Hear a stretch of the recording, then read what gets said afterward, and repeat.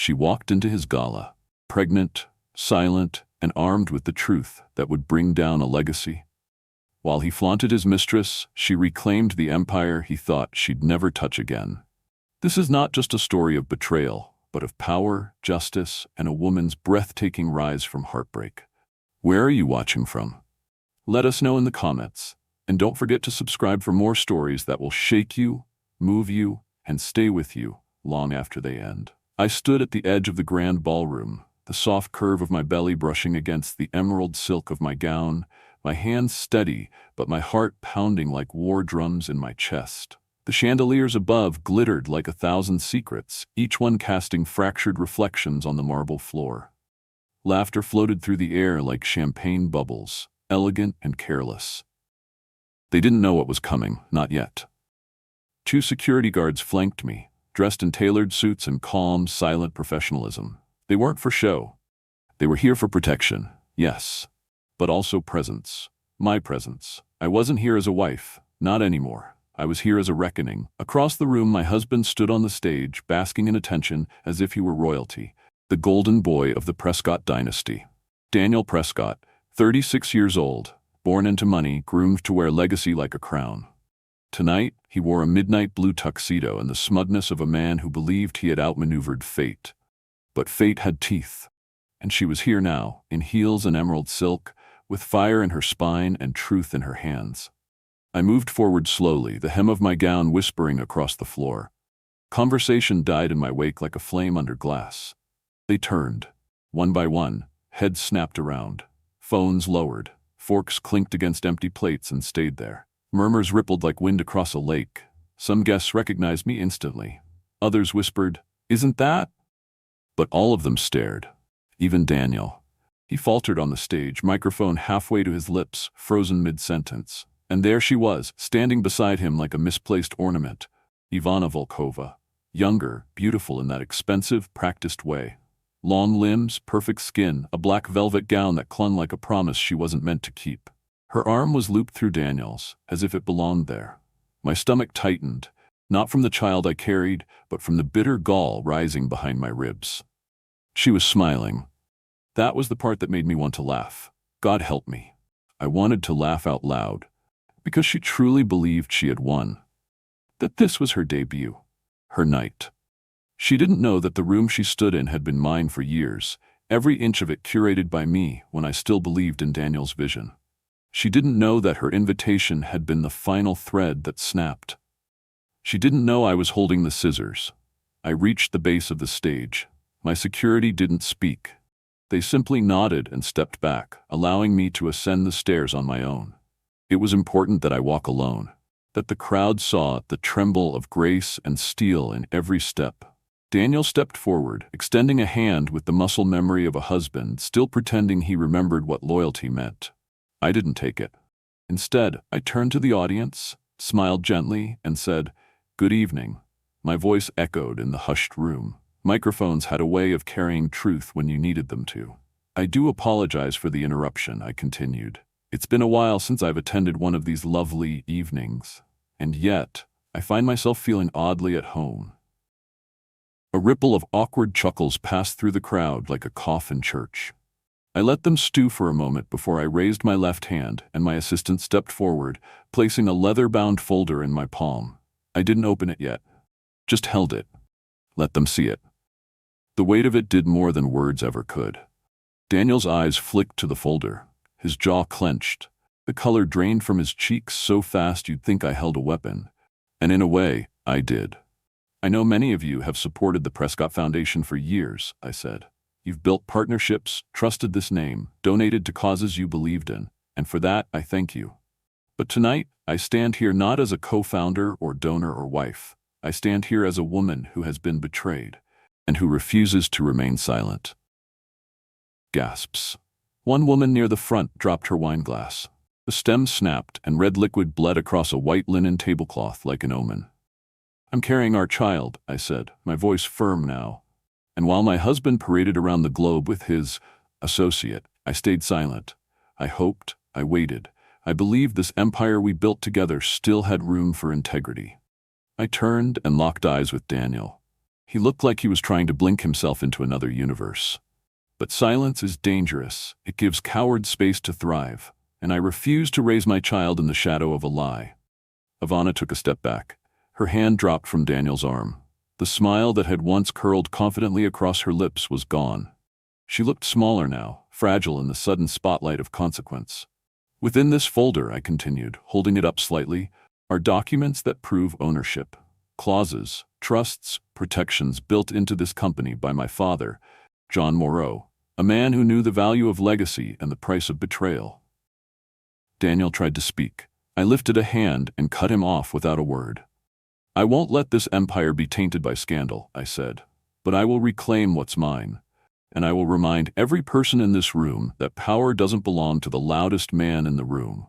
It belongs to the one with the truth and the courage to speak it. The room erupted. Whispers turned into open conversation. Phones lifted again, cameras flashing like lightning in a storm. Daniel reached for the microphone, his face twisted in panic, but one of my guards stepped forward, quietly placing a hand on his wrist. Just enough pressure to remind him, not tonight. I didn't need to shout. I didn't need theatrics. My voice, calm and sharp, cut through the noise like a blade. I will not be erased. With that, I turned and walked off the stage. My guards fell in step beside me. The crowd parted like the Red Sea. Behind me, I heard Daniel call my name once, soft, desperate, broken. And then silence. Outside, the cold Manhattan night met me like an old friend. I stepped into the waiting car, placed the folder on my lap, and let out the first real breath I'd taken in weeks. This wasn't the end. It was the beginning. I wasn't supposed to fall for him. When I first met Daniel Prescott, it was on a blindingly sunny afternoon in Cape Cod. My father had dragged me to a charity regatta. The kind of event where billionaires sip rosé on yachts while pretending they care about ocean conservation. I wore linen and sunglasses and boredom like armor. I remember standing near the harbor, already counting the hours until I could sneak away and call a car back to Boston. And then he walked up behind me and said, "You look like you're planning an escape." I turned, half expecting another smirking hedge fund baby looking to impress me with boat metaphors or brag about his trust fund. But Daniel wasn't like the others. Not at first. He had this presence, relaxed but laser-focused. He looked me in the eye like I wasn't just some rich man's daughter in expensive shoes. Like I was the only thing in the world that mattered. "I am planning an escape," I told him, barely smiling. "Any suggestions?" He laughed, not the shallow kind, but real laughter that came from somewhere deeper.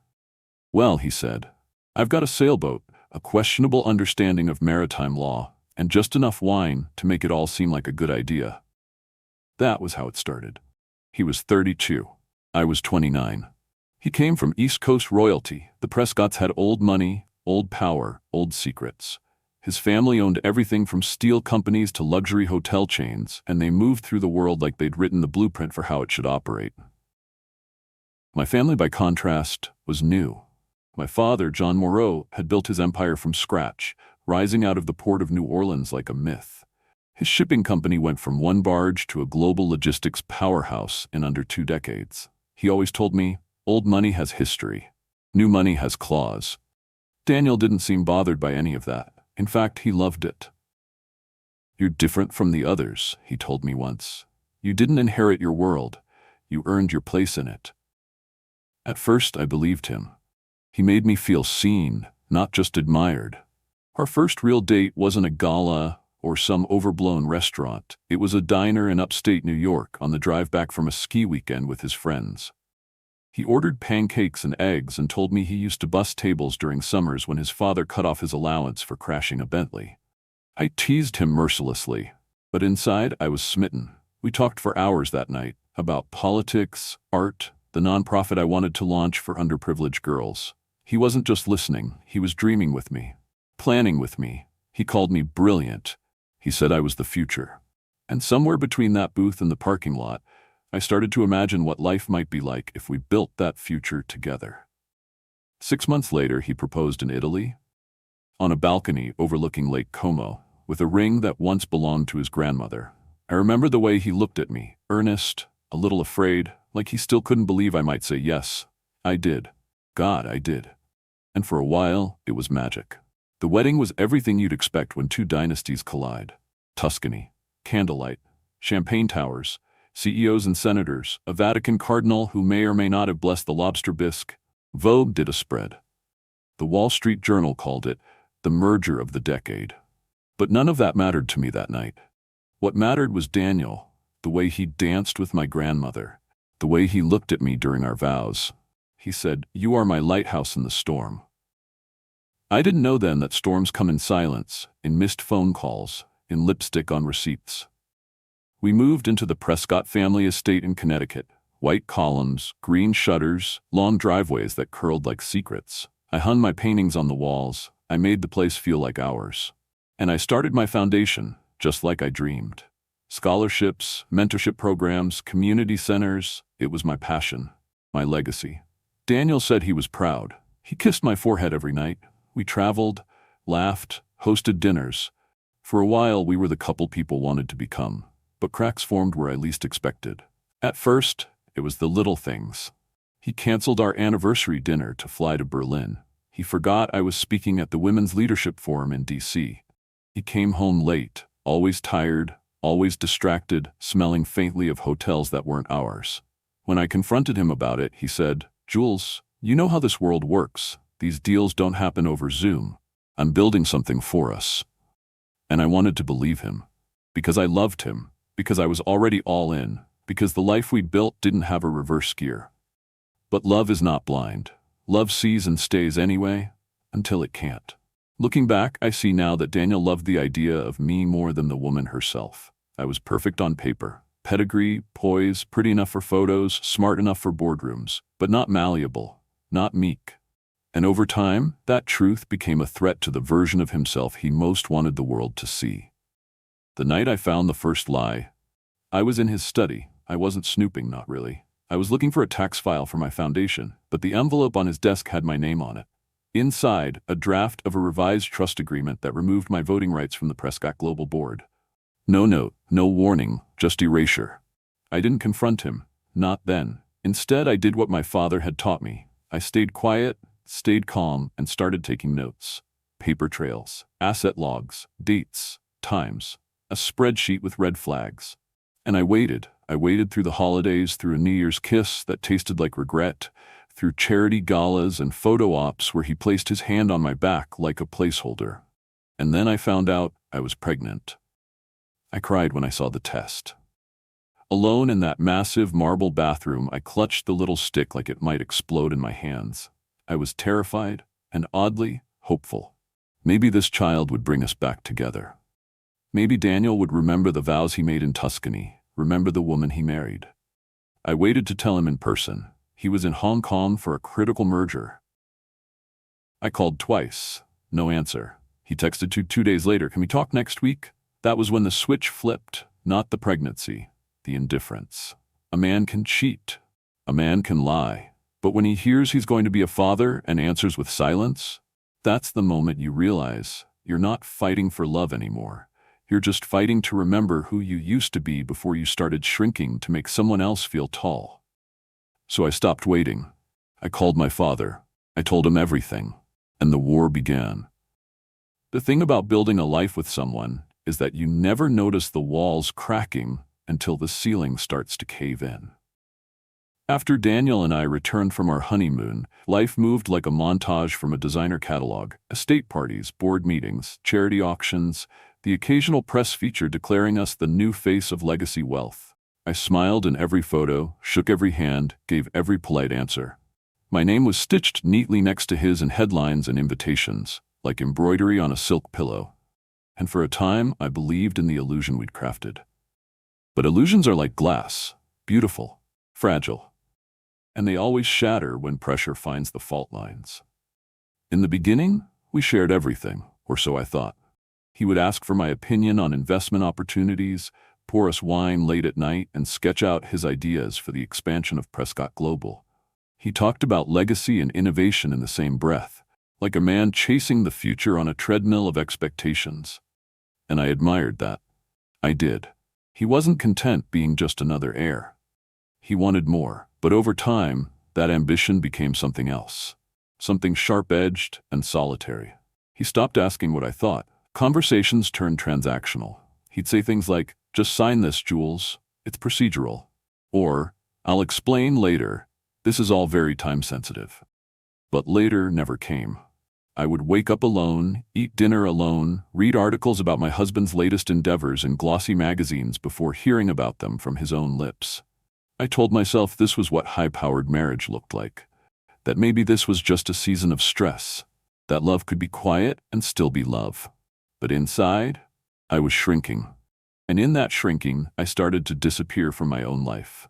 I threw myself into my foundation, the Moreau Initiative for Girls Leadership, and it flourished. We opened 3 new programs in the South, funded scholarships for first-generation college students, and partnered with women-owned startups to provide mentorship programs. That work became my oxygen, the only place I felt like myself. Like Julia, not Mrs. Prescott. I remember one night in particular. I had just gotten back from Louisiana, after visiting a school we'd helped rebuild post-hurricane. I was tired but proud, sleeves rolled up, dirt still under my nails from helping in the community garden. I walked into the Prescott estate, eager to share the experience with Daniel. I wanted to tell him about the little girl named Maya, who hugged me so tightly I could still feel it in my ribs. But the house was quiet, too quiet. He wasn't home. Instead, there was a note on the kitchen island. "Had to fly to Zurich early. Sorry I missed you. Proud of what you're doing." A note. Not a call. Not a message with his voice on the other end. Just 6 cold sentences written in his assistant's handwriting. That's when I first realized we weren't living a marriage anymore. We were coexisting in a brand. The Prescott-Moreau Union had become a curated narrative. A fusion of 2 legacies sold to the world like champagne in a crystal flute. But behind the sparkle, we were both suffocating. And then came the day I found the lipstick. It was a Wednesday. Daniel had just returned from a quick trip to Chicago, claiming he had back-to-back meetings with a venture capital firm investing in sustainable architecture. I didn't question it. By then, I'd stopped asking questions I didn't want the answers to. But when I went to retrieve my scarf from his coat closet, mine, not his, I saw it. A lipstick tube. Not mine. Not a brand I wore. The shade was bold, too bold for me. I stared at it in my palm like it was radioactive. At first, I convinced myself it belonged to a staff member. Maybe a guest. Maybe it had just fallen there somehow. Maybe. I placed it back in the pocket and closed the closet door with trembling fingers. I didn't confront him. Not then. Not yet. I needed more than a lipstick to detonate a life. I needed proof. And maybe a part of me still wanted to be wrong. I started to pay attention. Daniel's calendar was suddenly full of red-eye flights and last-minute international deals. His phone, once left on nightstands or kitchen counters, was now glued to his hand like a lifeline. Locked. Silent. Buzzing only when I wasn't looking. I hired no private investigator. I didn't need one. I knew how to trace shadows. I'd watched my father dismantle corporations with nothing but a spreadsheet and a pen. I followed credit card statements, cross-referenced jet logs, and quietly accessed company archives through contacts who still held me in esteem. The pieces fell into place not like dominoes, but like glass shards catching the light. And then there was the photo. It was Maria, one of our housekeepers, who handed it to me. Quiet, loyal Maria, who had worked for my father before she worked for us. She placed it gently on my vanity, said nothing, and walked away. In the photograph, Daniel stood in front of the Ritz-Carlton in Chicago, arm in arm with a woman I didn't recognize. Tall, brunette, porcelain skin, her hand resting comfortably against his chest like it belonged there. They weren't kissing. They didn't need to be. The intimacy was in their posture, the familiarity. He wasn't guiding her. She wasn't clinging. They were simply together. I stared at that photo for a long time. I didn't cry. I didn't scream. I just sat there, hand resting on my stomach, already beginning to swell, though barely visible to anyone but me, and whispered to myself, "So this is how it starts."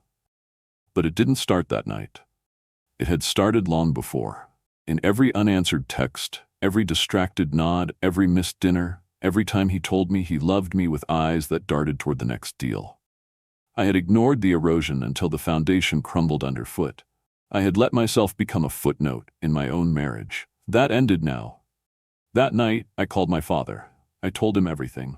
I didn't ask for permission or comfort. just strategy.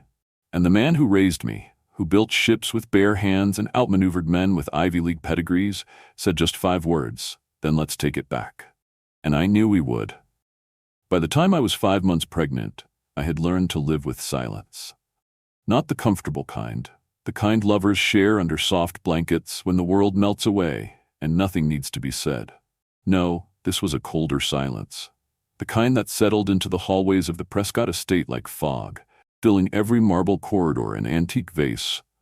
A silence that grew louder each day Daniel didn't call. Each night he didn't come home.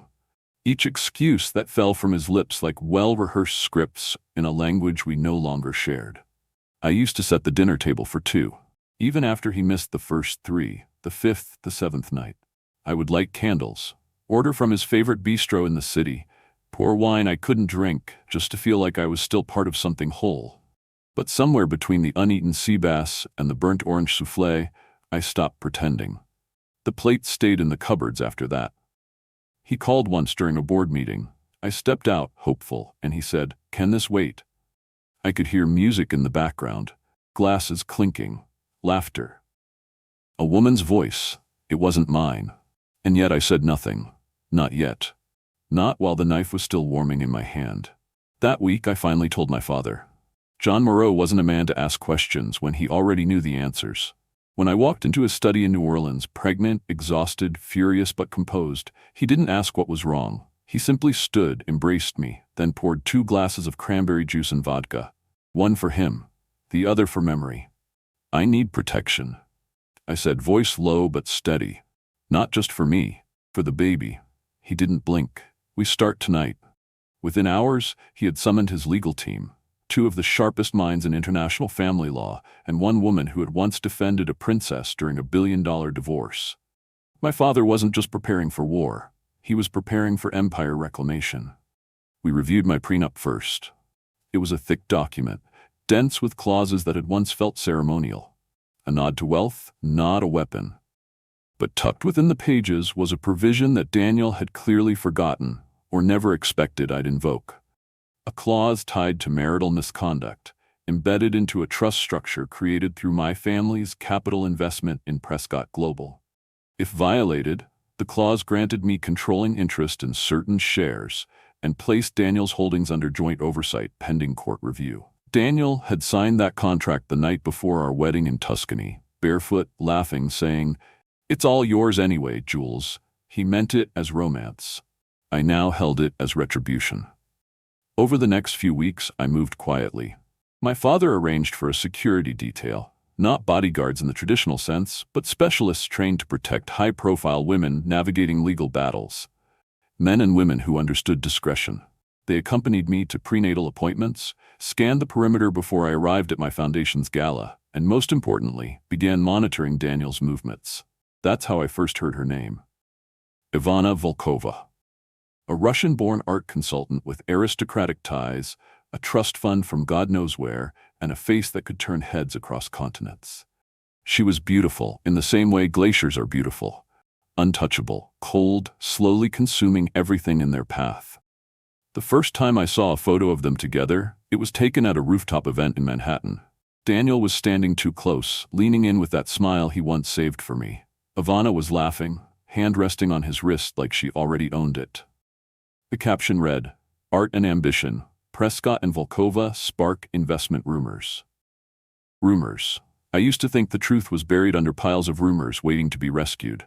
But the older I got, the more I realized rumors are just truths dressed in whispers. From there, the puzzle snapped together fast.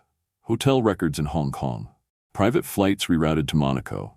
Charges on the corporate card at Cartier, Dior, and a discreet boutique that specialized in embroidered lingerie.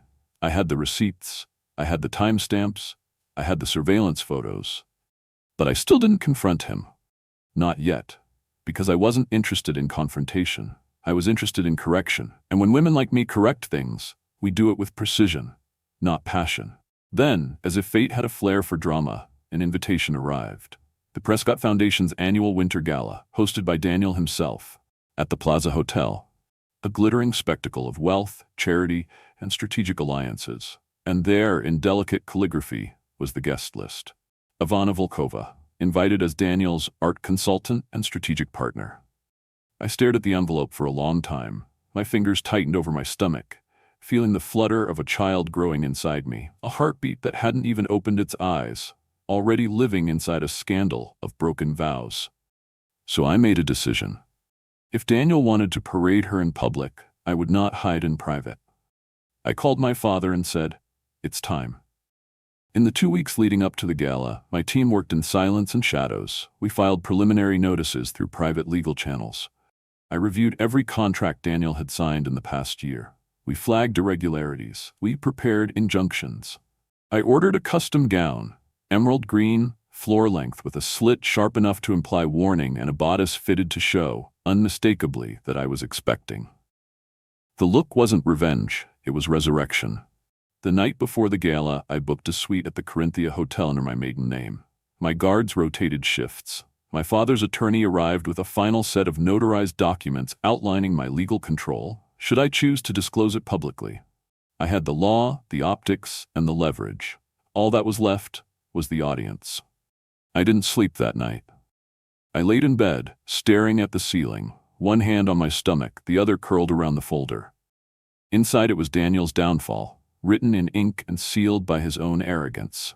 At dawn, I whispered aloud, "You're not going to grow up wondering why your mother stayed silent." And as the sun rose over Manhattan, I smiled for the first time in months. Tomorrow, the world would remember who the real Mrs. Prescott was, and so would he. From her suite at the plaza, Ivana Volkova watched the city glitter below like it existed just for her. She had always felt at home in places that shimmered. Born into quiet privilege in St. Petersburg, raised in boarding schools where girls spoke in whispers and learned to hold teacups like they held secrets, Ivana had never known hunger, except for power. She was 29, and by her own calculation, perfectly timed. Her father's empire in shipping had long since faded into shadowy Russian oligarch territory, but she knew how to trade last names for access. She'd studied art history in London, hosted charity auctions in Paris, and learned early that beauty, when paired with intelligence and timing, could open more doors than money ever could. When she met Daniel Prescott at a gala 3 months earlier, she hadn't expected anything more than a charming diversion. A handsome American with pedigree, a glass of scotch, and a 1,000-yard stare, he was the kind of man who had everything but couldn't sleep at night. That was her favorite kind. The ones who didn't know what they were missing until she showed up. At first, it was harmless. They met at a charity event, exchanged cards, and had coffee to discuss a donation for a children's art museum. One coffee turned into dinner.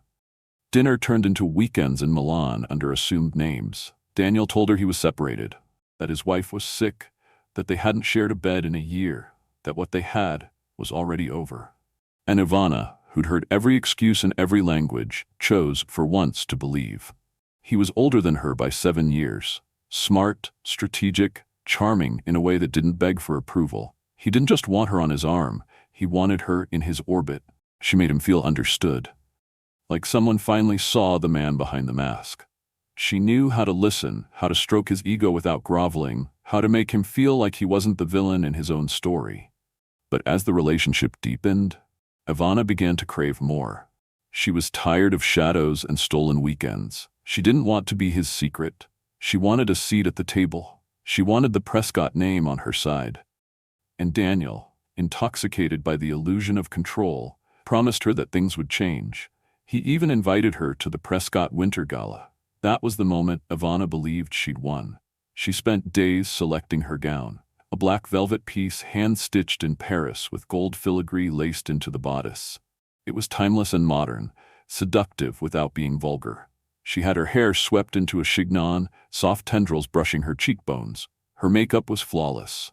Tonight, she wasn't just Daniel's guest. She was his future. But in all her planning, Ivana had failed to ask the one question that mattered. Why now? Because Daniel, for all his smooth words and half-truths, was a man afraid of fire. And this event, this very public spectacle, was soaked in gasoline.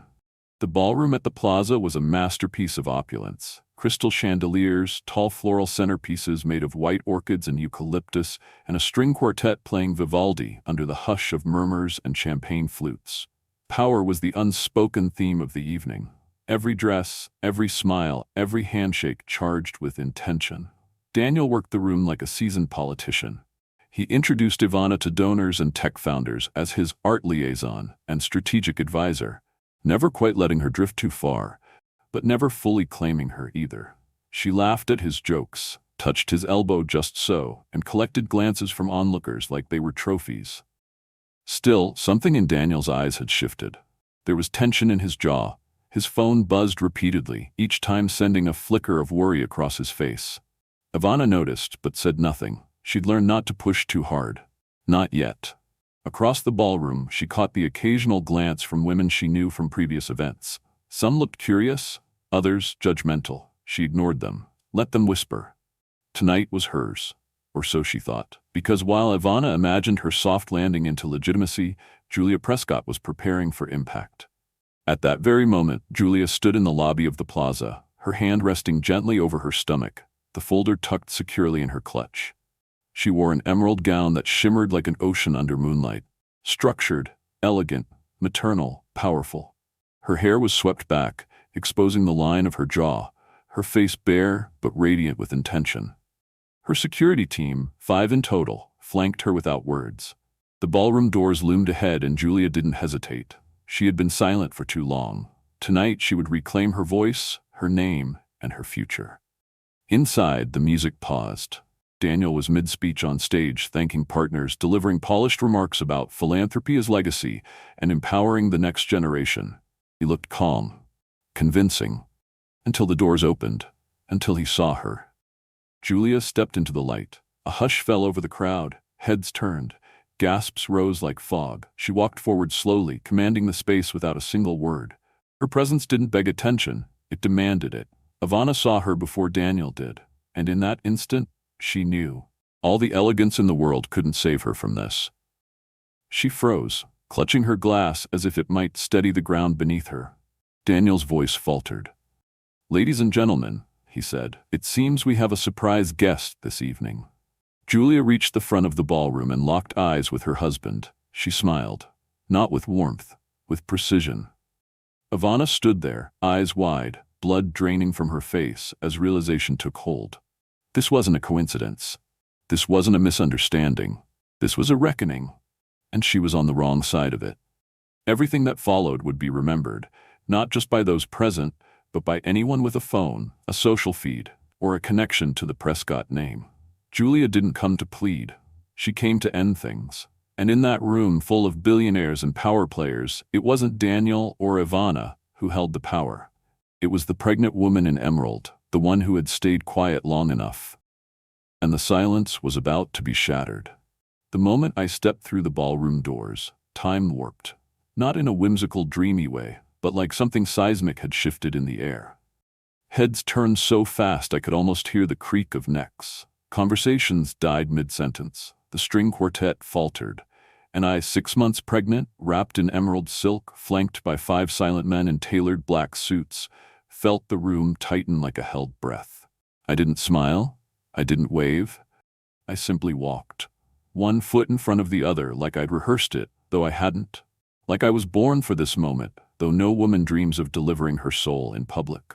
But when your marriage becomes performance art for the elite, it only makes sense that the final act should be staged beneath chandeliers.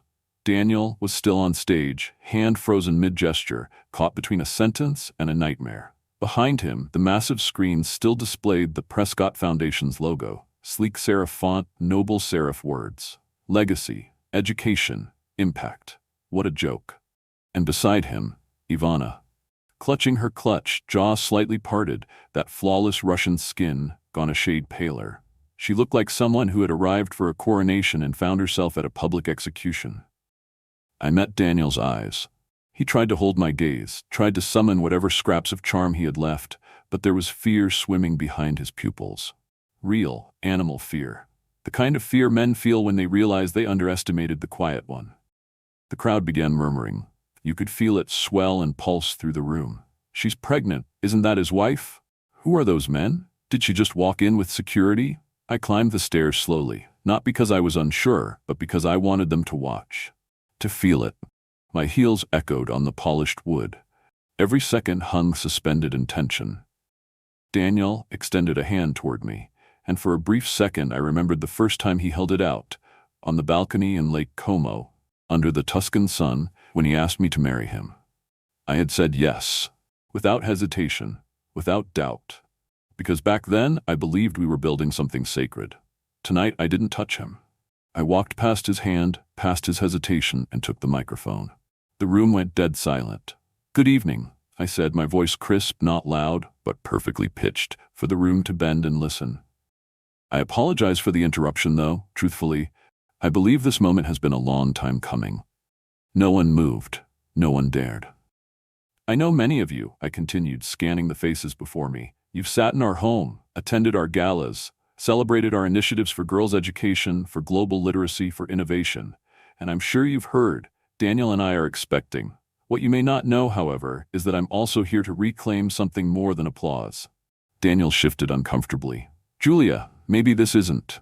I turned to him slowly. "No, Daniel. This is exactly the time and place." He froze. I returned to the crowd. "For months I've been watching, not just the media coverage, not just the business moves, but the woman beside my husband, her presence at events, her name on documents, the intimacy passed off as professional rapport.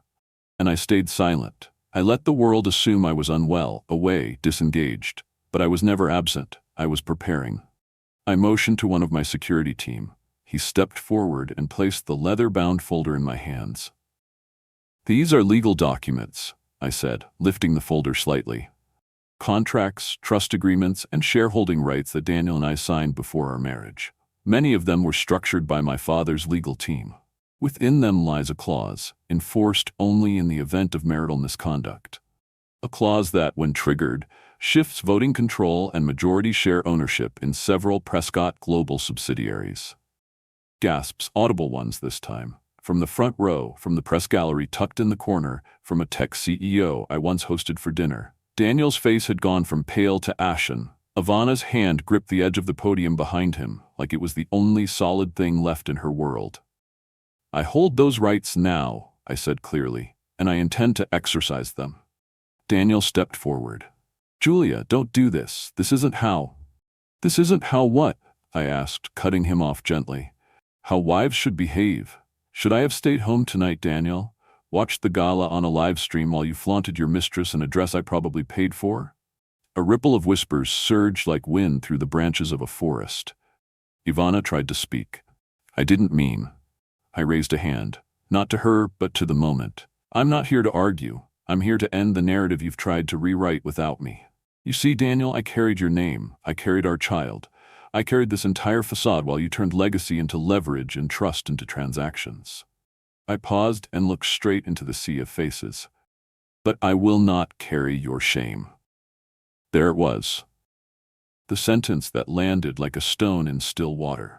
The sentence I had written over and over in my mind on long nights alone in that empty estate. Cameras flashed. Ivana backed off the stage entirely. Daniel looked cornered, trembling just slightly, like a tower beginning to lean before it crashes. "I'll be brief," I said, "because there's a baby kicking inside me, and I've spent more energy surviving this marriage than I care to admit.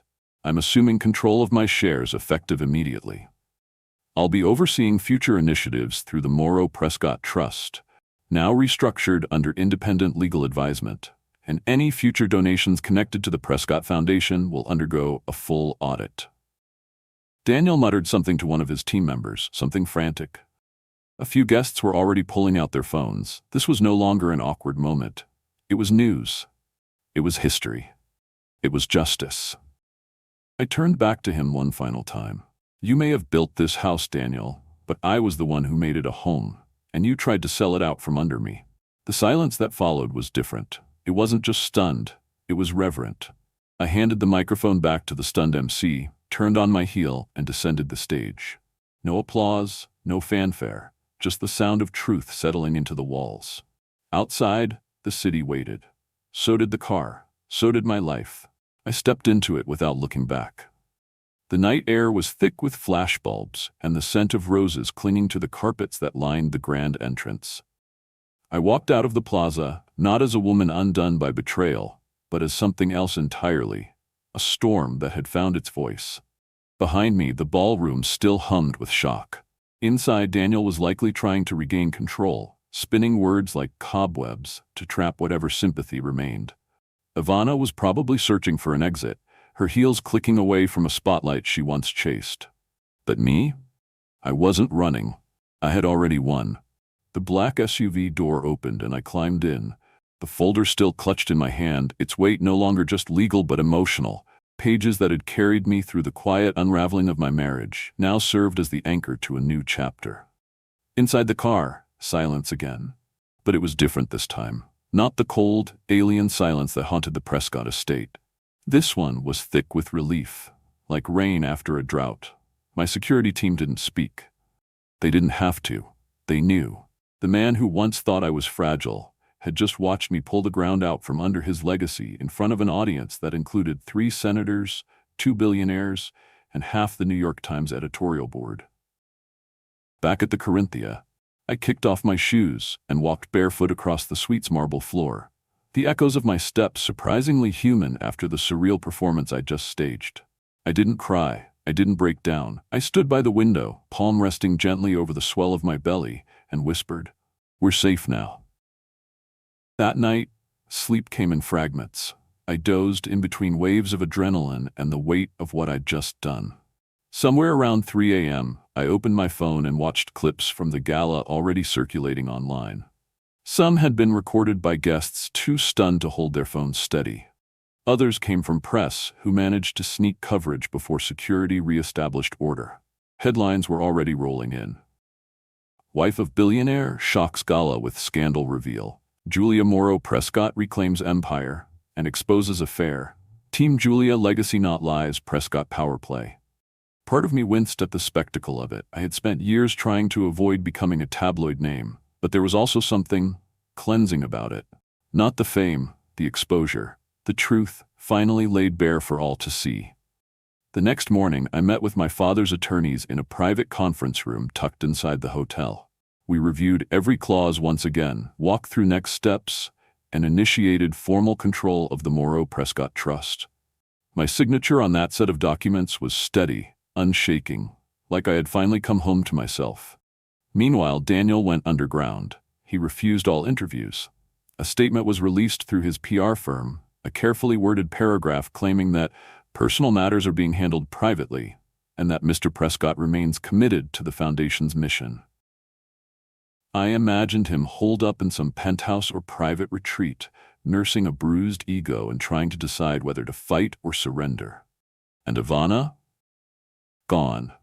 She'd checked out of the plaza the following morning. Rumors placed her in Paris, sipping espresso and pretending none of it had touched her. I didn't care where she went. She had been a symptom. Daniel was the disease, but what followed surprised even me.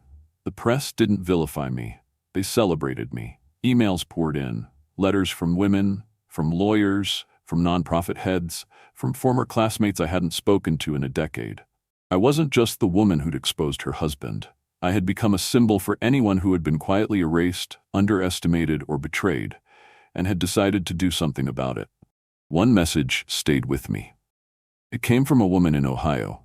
"Thank you," she wrote, "for standing up when so many of us can't. You reminded me that dignity doesn't mean silence. It means knowing exactly when to speak." In the days that followed, my face was on more screens than I could count. Talk show hosts reenacted the gala as high drama. One late-night sketch even had an actress in a fake baby bump holding a golden folder like a sword, cutting Daniel's caricature down in the middle of his own foundation speech. I should have felt exposed. Instead, I felt seen. The Prescott board held an emergency meeting. My legal team attended on my behalf. And as expected, my control of specific assets, shares, and operations was upheld.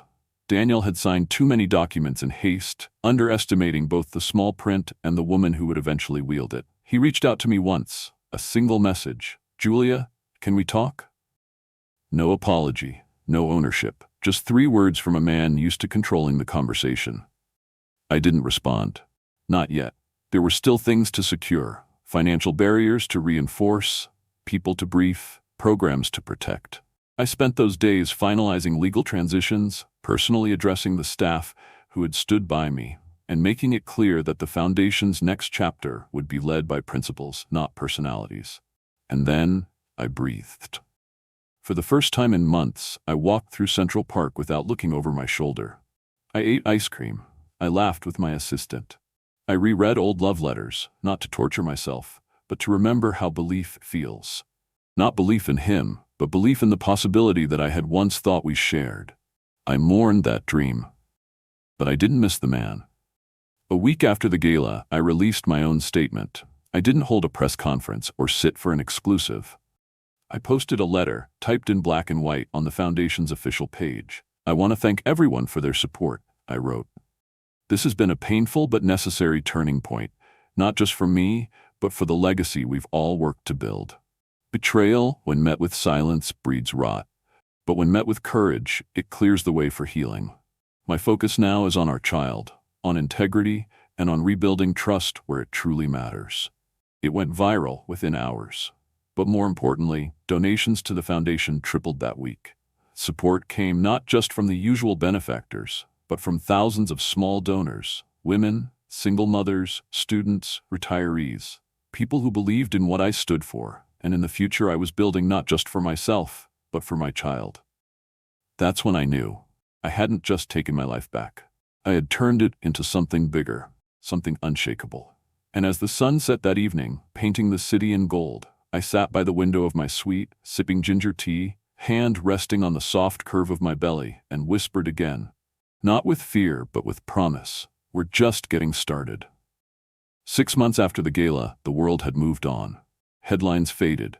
The tabloids found new scandals, new affairs, newer wives to fawn over and betray. The whispers that once chased me through corridors and boardrooms had quieted. But I hadn't forgotten. Not because I held a grudge, I had let that part go. I remembered because every morning, when I woke up and felt the gentle weight of the life growing inside me, I was reminded of the reason I stood up that night. Not just for myself, but for my child, my future, my name. I still lived in New York, though I had moved out of the Prescott estate long ago. I never looked back. I didn't need the echoing halls or the portraits of men who believed legacy was something inherited, not earned. My new home was modern, sunlit, wrapped in warm wood and clean lines. It felt alive, a place where history hadn't already written itself on the walls. And I was busy. The foundation had become something more than a passion project. It was now a global force, attracting partnerships from people who once wouldn't return my calls. We launched 3 new programs across underserved communities in Eastern Europe, funded a girls' leadership academy in rural Mississippi, and held a summit on economic empowerment for single mothers that made national news. I gave the keynote at that summit. 7 months pregnant, in a fitted navy dress that framed my strength more than my figure, I stood in front of a crowd of women and told them the truth, not the polished version, but the raw, still healing truth. I thought power was about control, I said, but it's about presence. About refusing to disappear when someone else tries to write you out of your own story. The applause was thunderous. That moment was mine. No borrowed spotlight, no stolen stage, just me. Daniel wasn't there, of course. He hadn't been seen publicly since the fallout. Word was he'd stepped back from the Prescott board to focus on personal growth. Whether that was therapy, soul-searching, or just hiding, I didn't know. I didn't ask. He tried contacting me 3 more times, once through a lawyer, twice through mutual connections. I ignored the first 2, but the 3rd time I agreed. We met in a neutral office downtown. Glass walls, a view of the East River, everything minimalist and painfully civil. I was 8 months pregnant by then, and he looked like a ghost of the man I'd once married. Thinner, grayer. The charm was still there, but dulled around the edges like a suit worn too many times to too many disappointing meetings. He didn't reach for my hand. He didn't apologize. He said, "I never thought you'd actually do it." I looked him in the eye and said, "That's why I had to." We spoke for 45 minutes. We agreed on joint parenting, but I would retain primary custody. He would be present, but the decisions, the schools, the structure, the values, those were mine. We were polite, almost friendly. But there was no fantasy of reconciliation, no last-minute redemption arc. Too much had been said. Too much had not been said. There's a space between forgiveness and return, and that's where we stood. He asked what I planned to name the baby. I told him I hadn't decided. And I hadn't, because I didn't want the name to carry a weight it hadn't earned. I wanted it to mean something free, untethered, not haunted by bloodlines or betrayal. We parted with a nod, a strange, sterile peace. The following month I gave birth, a girl. She came into the world with lungs like thunder and eyes wide open, as if she'd seen everything before arriving. I held her close, my heart breaking open and in a way no heartbreak ever could. I named her Elise Jean, Elise for renewal. Jean for my father, the man who never let me forget who I was, even when the world tried. I didn't tell Daniel until 2 days later. He sent a gift, a silver rattle and a handwritten note that simply said, "Thank you for bringing her here." There were no flowers, no apology. But that's okay. Elise wouldn't grow up waiting for a man to complete her story. She'd grow up knowing her mother rewrote her own. 3 months later, I returned to the Prescott Foundation's spring gala, not as a guest, not as a wife, but as the chairwoman. The event was held at the Lincoln Center under a new banner, the Morrow Prescott Institute for Global Girls Leadership. It was my idea, my design, my name. The night was flawless. Elise stayed home with my mother, sleeping peacefully in a bassinet made by the same hands that once rocked me.